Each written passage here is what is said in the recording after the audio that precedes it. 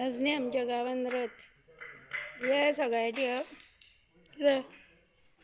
फोण्याच्या नोपा धांवून वचून घेवन येयला आनी ही कालची पळय कितें जालां तेंची जायना एक दीस सुद्दां बरी उरना